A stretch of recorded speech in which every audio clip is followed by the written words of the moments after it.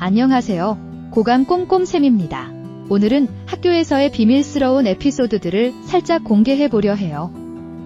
교육 현장에서는 선생님들이 겪는 다양한 슬픔과 기쁨이 엮여 있죠. 이런 숨겨진 이야기들에 공감하신다면 댓글로 여러분의 생각을 나눠주세요.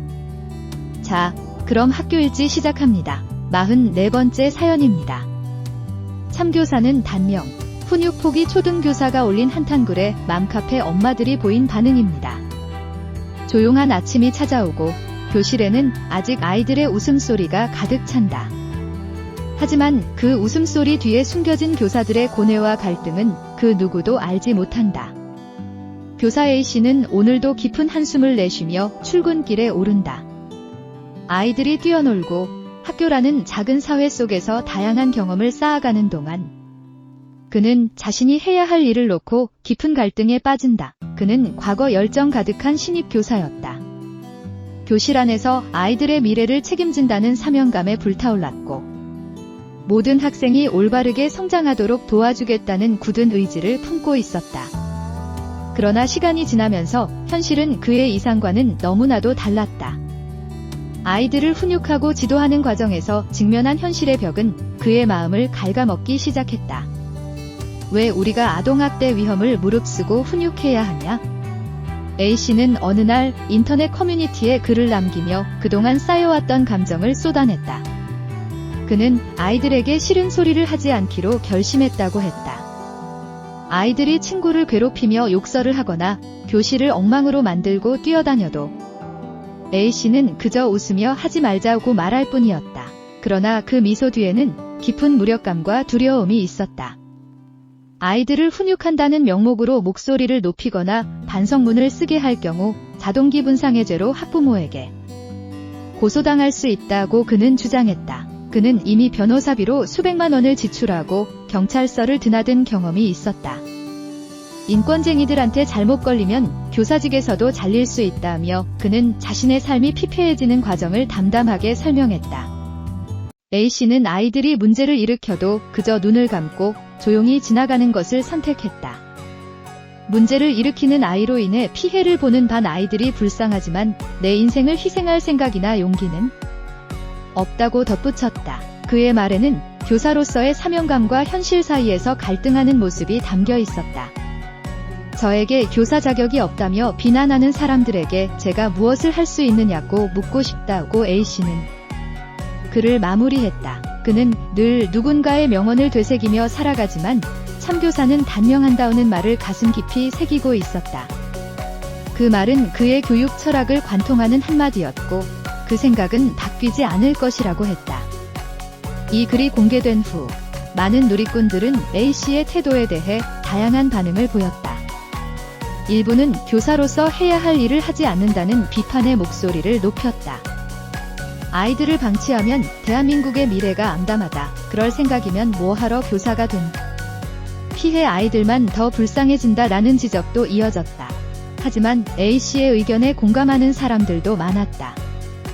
특히 맘카페 회원들 사이에서는 나라도 훈육 포기할 듯 무지성 부모들이 점점 늘어나고 있다. 애가 진상이면 부모는 100% 진상, 아이는 부모의 거울이라는데 라는 반응이 줄을 이루었다. A씨의 말에 많은 이들이 공감을 표하며 교사의 어려움과 무력감에 대해 다시금 생각해보게 되었다. A씨의 고백은 단순히 개인의 문제가 아니다.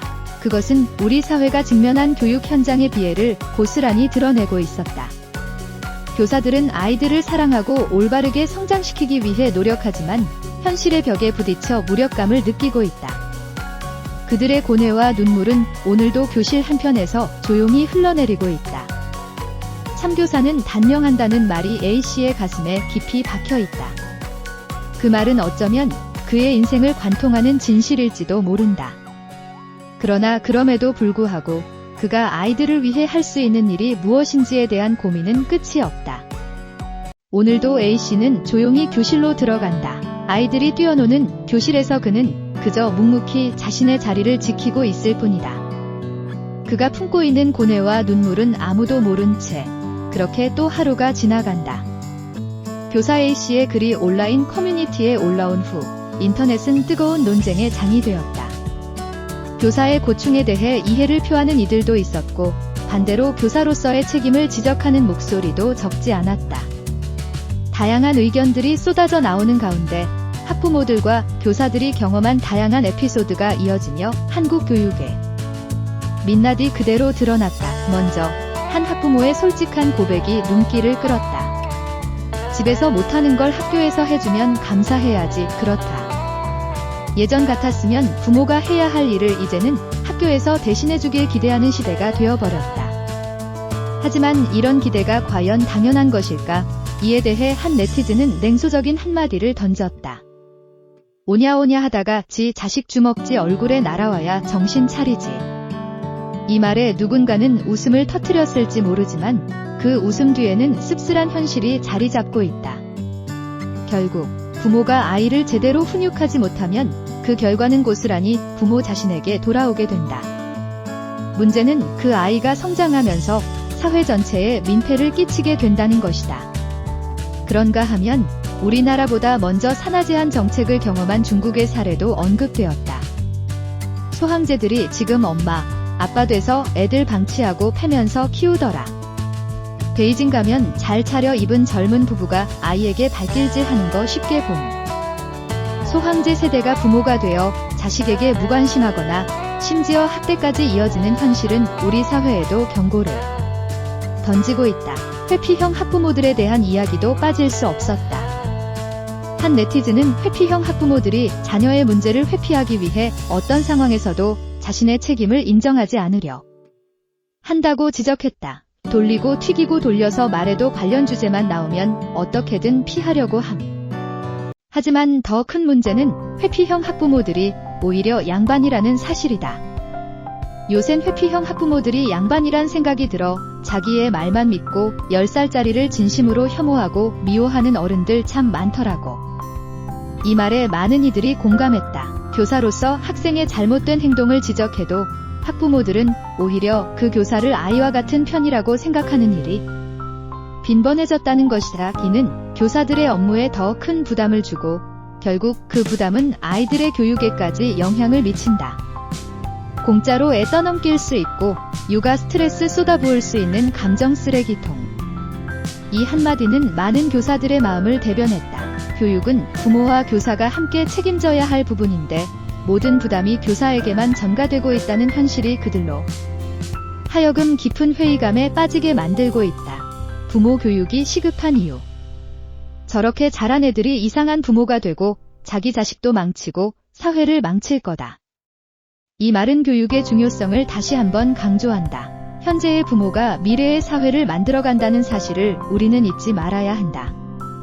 그러나 지금의 상황을 보면 과연 우리가 그 미래를 어떻게 준비하고 있는지 걱정이 앞선다. 한 중등교사의 경험담은 이 모든 논쟁의 핵심을 잘 보여준다. 애가 자꾸 1시간씩 지각해서 전화했다가 쌍욕도 들어봤어. 지각한 학생을 지도하기 위해 학부모에게 연락했더니 돌아온 것은 이해와 협조가 아니라 욕설이었다. 미쳤네. 나 때는 지각하는 거는 상상도 못했다. 이 댓글은 과거와 현재의 교육 현실이 얼마나 달라졌는지를 단적으로 보여준다.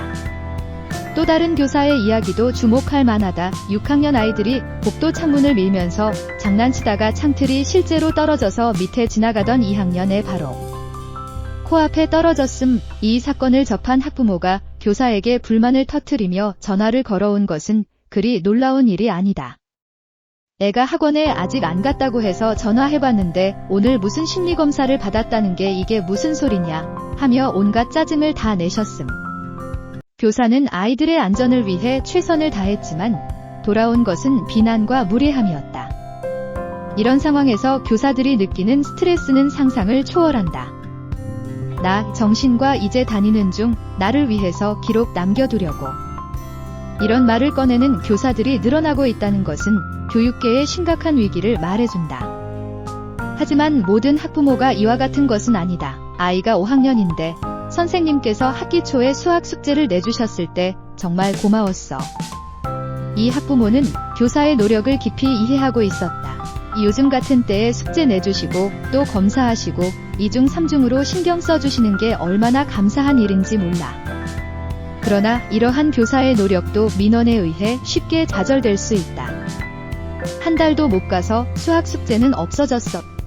민원이 들어간 거지? 이러한 현실에 학부모들은 안타까움을 금치 못했다. 선생님 진짜 힘드시겠다 싶고 학습적으로 방치되어 있는 아이들 직접 지도하시려고 숙제 내주셨던 의도도 있었다고 알고 있었는데, 하지만 이 모든 노력이 무색해지는 순간 교사들의 좌절감은 더욱 깊어질 수밖에 없다. 우리는 교육 현장에서 벌어지고 있는 다양한 문제들을 확인할 수 있다.